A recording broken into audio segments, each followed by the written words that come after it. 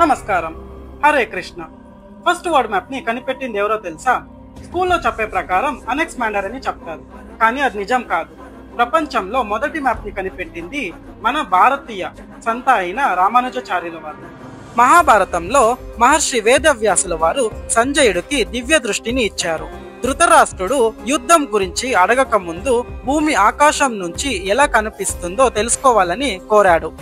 అప్పుడు సంజయుడు ఇలా అంటాడు: యథా హి పురుషః పశ్యేదాదరసే ముఖమాత్మనః తౌర సుదర్శనద్వయపీపో దర్శనీయ చంద్రమండలే ద్విగుణీ కహో పిప్పలస్థ ద్విగుణీ శశో మహాన్. అంటే మనిషి అద్దంలో తన ముఖాన్ని చూసినట్టు భూమి బ్రహ్మాండంలో కనిపిస్తుంది. మొదటి దశలో అశ్వత్థ ఆకులు అంటే పీపల్ లీఫ్ కనిపిస్తాయి. తరువాత దశలో ఒక కుందేలు. ఈ శ్లోకం ఆధారంగా సంత రామానుజాచార్యుల వారు మ్యాప్ ని రూపొందించారు. వీడియోలో మీరు చూస్తున్నారు కదా, ఇదే. దీన్ని చూసి చాలా మంది నవ్వుకున్నారు.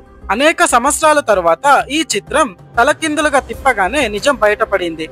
మన ప్రాచీన జ్ఞానం ఎంత గొప్పది కదా. ఈ ఇంట్రెస్టింగ్ వీడియో గనక మీకు ఇష్టమైతే వీడియోని లైక్ చేయండి, షేర్ చేయండి, సబ్స్క్రైబ్ చేయండి. జై శ్రీకృష్ణ.